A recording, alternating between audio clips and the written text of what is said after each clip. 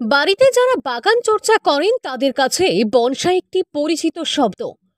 আসলে বড় শক্ত কাণ্ডযুক্ত গাছকে বাড়িতে টবের মধ্যে বাড়িয়ে তোলার পদ্ধতিকে বলা হয় বনসাই। বনসাই করার বিভিন্ন পদ্ধতি রয়েছে। বনসাই গাছ করার কৌশল হলো ছাঁটাই, শিকড় হ্রাস, পটিং, ডিফোলিয়েশন এবং গ্রাফটিং। বিভিন্ন বড় গাছের বনসাই করা হয় বাড়িতে। বনসাই গাছের যত্ন প্রতিটি ঋতুতে আলাদা আলাদা হয়ে থাকে। সবথেকে বর্ষাকালে বনসাই গাছের ক্ষতি হয়। অতিরিক্ত জলে গোড়া পচন রোগ চলে আসে বনসাই গাছে। এছাড়া বর্ষাকালে টানা কয়েকদিন সূর্যের দেখা মেলে না, ফলে বর্ষাকালে বিশেষ যত্ন নিতে হয় বনসাই গাছের। গাছের পরিচর্যা সারা বছর যেমন, তার মধ্যে ঋতু বিশেষে কিছু কিছু পরিবর্তন থাকে। বিশেষ করে গ্রীষ্মকাল, বর্ষাকাল, শীতকাল, এই তিনটা কালের উপরে মেনটেন্স করতে হয় গাছকে। এবং আমরা মাটি পরিবর্তন ফেব্রুয়ারির দিকে করে নিই, এবং সেই সময় হালকা হালকা ঠান্ডা ভাব থাকে, তার সঙ্গে একটু একটু গরম। কিন্তু সবথেকে ভাইটাল পিরিয়ড যেটা, সেটা হলো গ্রীষ্মকাল।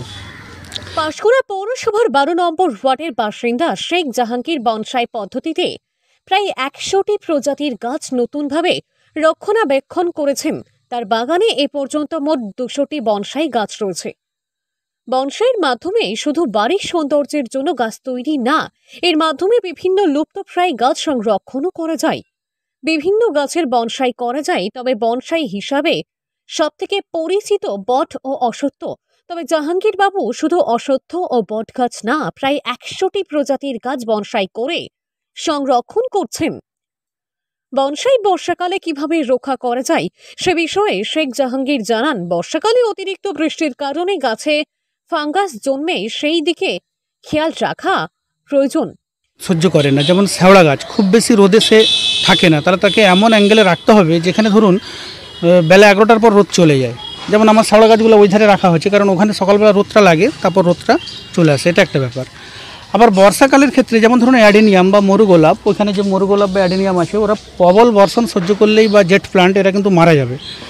ড্রেনেজ অতিরিক্ত বৃষ্টির কারণে গাছের গোড়া পচন রোগ ধরে, এই সময় গাছের বিশেষ যত্ন নিতে হয়।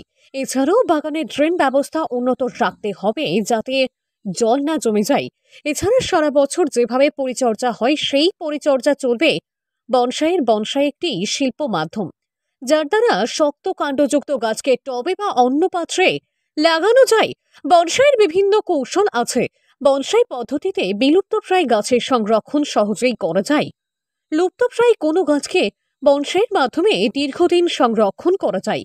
পরবর্তীতে সেই গাছ আবারও ফিরিয়ে আনা সম্ভব। পূর্ব মেদিনীপুর জেলার পাঁশকুড়া থেকে সৈকত সেনের রিপোর্ট, লোকাল 18 বাংলা।